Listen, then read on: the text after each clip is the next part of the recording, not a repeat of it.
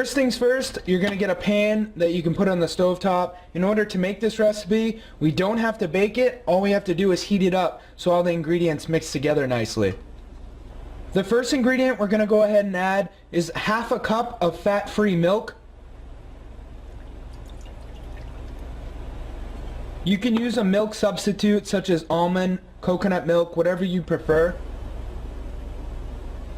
Now you might need to add more milk in later on, but half a cup usually works good for me. 1 cup of all-natural peanut butter, which is around 16 tablespoons.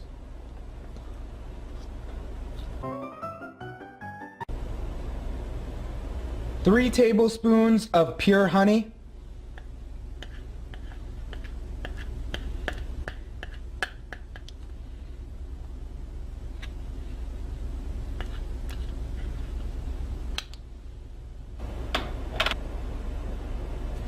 2 cups of rolled oats.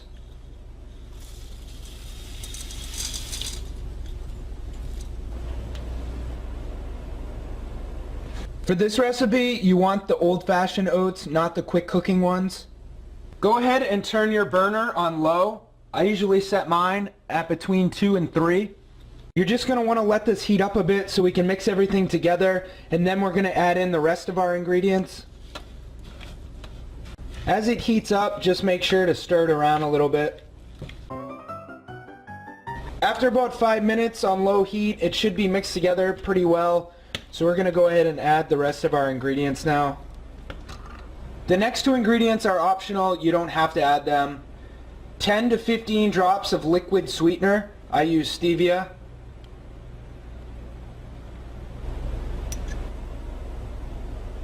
Two teaspoons of ground cinnamon.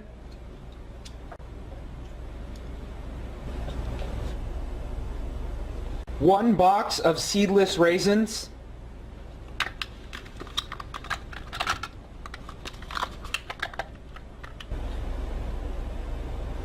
Mix it up a little more. And around 4.5 scoops of protein powder.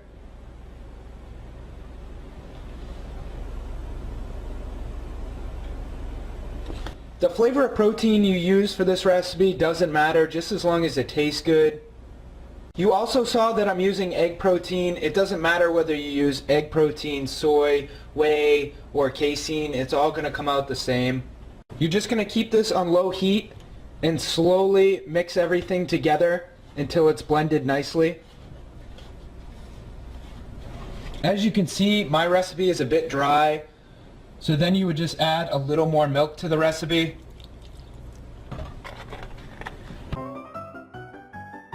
So after around 5 or 10 minutes of stirring everything together on low heat, you're going to get something that looks like that. If it doesn't look like that or it's too dry, just keep adding milk to it until it looks like that. Once everything is mixed together, go ahead and shut your oven off. Take out a pan. I think this is a 9x9 pan. And we're simply just going to press the mix onto the pan. Make sure your hands are clean before you do this.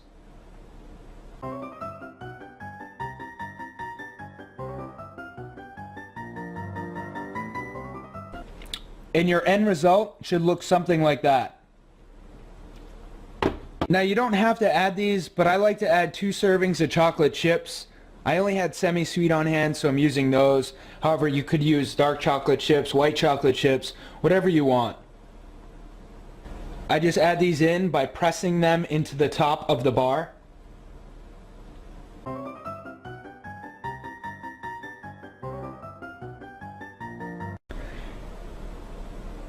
And there are your protein bars. So now that everything is together, you're just going to let them sit for around 10 to 15 minutes, and then we can go ahead and cut them. After they've cooled for around 15 to 20 minutes, just go ahead and cut them into 10 bars.